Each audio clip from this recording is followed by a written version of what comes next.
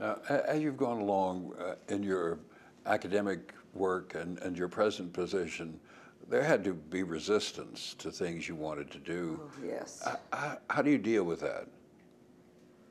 Well, um, yes, there's resistance, and even today I experience some degree of resistance, and I'm never sure whether it's because of me personally.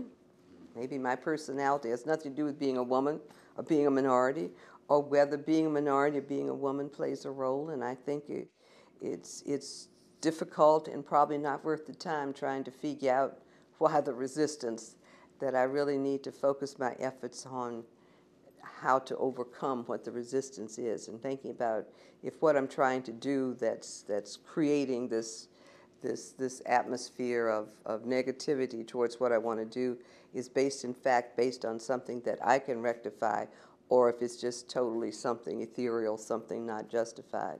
But I think I've dealt with that over the years in so many different ways. Being at the University of Virginia at a time when I learned after the first couple of weeks that there were places I still couldn't go in Charlottesville, that they were just beginning to integrate some of the wards there.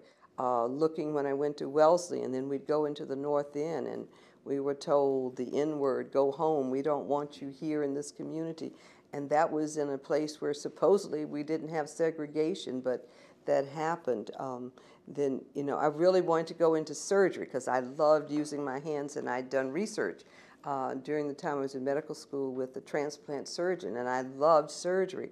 But very few places were taking women in surgery, so I didn't have the opportunity to go into surgery because I figured after 4 years as the only woman, only minority in medical school, I didn't think I could fight that. The few places that were taking women in surgery mostly were in the South, and I wasn't sure I'd get in anyway, or that was really going to be worth the mental anguish I'd have to go through while still trying to excel in surgery.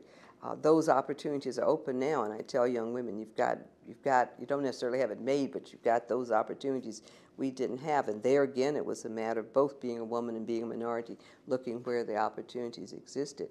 But it's been a matter of often just sort of gritting my teeth and trying to maintain a good sense of decorum and not being beat down to go forward.